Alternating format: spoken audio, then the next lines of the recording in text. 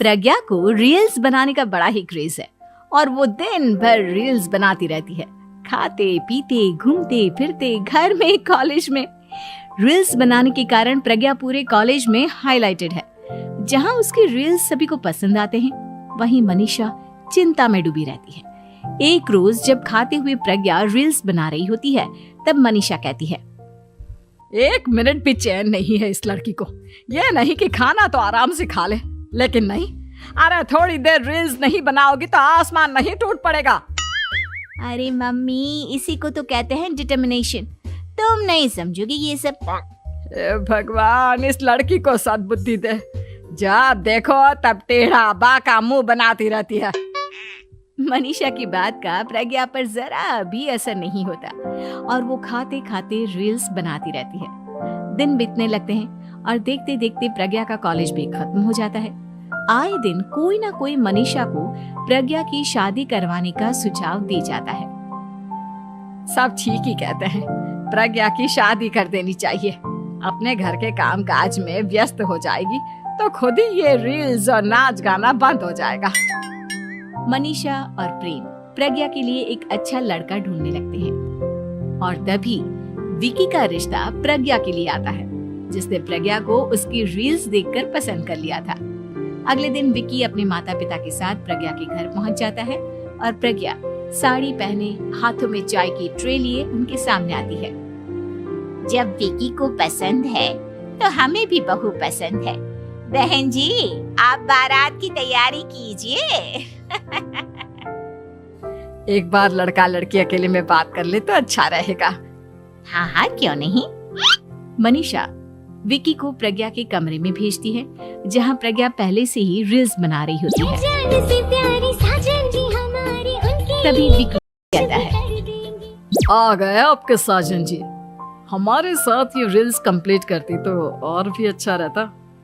अच्छा जी, अब आ ही गए हैं तो बना ही लेती हूँ आपके साथ।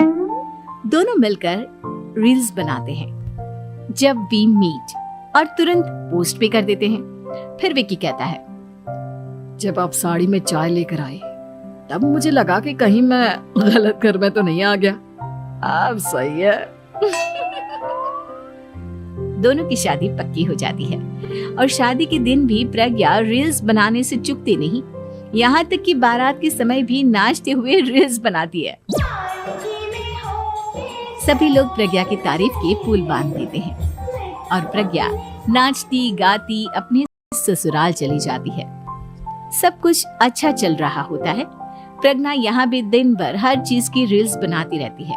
लेकिन कुछ दिनों के बाद जब सुनीता कहती है, बहू, ये रील्स के साथ साथ कुछ काम भी कर लिया करो। वैसे तुझे और क्या क्या बनाना आता है? मम्मी जी, वैसे तो सब कहते हैं कि मैं सब कुछ अच्छा बनाती हूँ, लेकिन मुझे लगता है कि मैं मैगी अच्छा बना लेती हूँ। हाँ, कॉफी भी अच्छा बना लेती हूँ और मुंह तो सबसे अच्छा बना लेती हूँ। हैं? अच्छा अच्छा। सुनीता अपना माथा पकड़ लेती है और कहती है, बहू, कुछ खाना बनाना भी सीख लेती। मम्मी जी, मैं लंबी प्लानिंग कर रही हूँ। जल्दी ही मैं इतनी फेमस हो जाऊंगी कि मुझे पैसे मिलने लगेंगे। हम दोनों सास बहू राज करेंगे, राज। नौकर काम करेंगी और लोगों की तो लाइन लगेगी हमसे मिलने के लिए। तेरा दिमाग खराब हो गया है क्या बहू? हंसी मजाक तक ठीक है, लेकिन इस तरह घर नहीं चलते। जितना जल्दी हो इस घर के तौर तरीकों को सीख लो। प्रज्ञा मुंह घुमाकर चली जाती है और तुरंत उसी वक्त एक रील बनाती है। ये देख सुनीता का गुस्सा 7वें आसमान पर चला जाता है और विकी के घर आती ही सुनीता उसे सब कुछ बताती है। विकी भी अब प्रज्ञा की इन हरकतों से परेशान हो जाता है। तुम टेंशन मत लो मम्मा, मैं देख लूंगा। विकी कमरे में जाता है तो देखता है कि प्रज्ञा रील्स बना रही है। विकी बड़े ही प्यार से प्रज्ञा से कहता है, प्रज्ञा, इन सब के लिए मैं तुम्हें मना नहीं कर रहा हूँ, लेकिन फिर भी हर वक्त तो ये अच्छा नहीं लगता ना। समझने की कोशिश करो, मुझे भी तुम्हारा थोड़ा वक्त चाहिए। मैं जब ऑफिस से आता हूँ तुम मुझे समय देने की जगह इसी में लगे रहते हो। तुम ज्यादा ही सोच रहे हो। तुम भी मेरे साथ रील्स बनाओ ना, तुम्हें भी बहुत अच्छा लगेगा। तुम्हें इज्जत से कोई बात समझ में नहीं आती क्या? दिमाग खराब हो गया है तुम्हारा इस चकाचौंध से। अगर तुमने अपना रवैया नहीं बदला तो मैं तुमसे दूर चला जाऊंगा। तुम ही रिश्ता लेकर आए थे, मुझे लड़कों की कमी नहीं थी और ना आज है। विकी दरवाजा पटककर चला जाता है। धीरे धीरे विकी प्रज्ञा से दूर होता जाता है। एक रोज मनीषा प्रज्ञा के ससुराल उससे मिलने जाती है। तब सुनीता उससे कहती है, बहन जी अब आई हैं तो कुछ दिन यहाँ रहकर जाइएगा, आप ही का घर है। हाँ मम्मी, बहुत दिन हो गए तुम्हारे साथ एक भी रील नहीं बनाई मैंने। प्रज्ञा तुरंत अपने फोन में रील्स ऑन कर लेती है। ये सब मुझसे नहीं होता। तेरा ये भूत अभी तक नहीं उतरा क्या?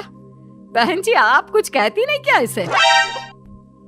जब आप ही कुछ नहीं कर पाई तो मैं कर ही क्या सकती हूँ। सास तो वैसी ही बदनाम है।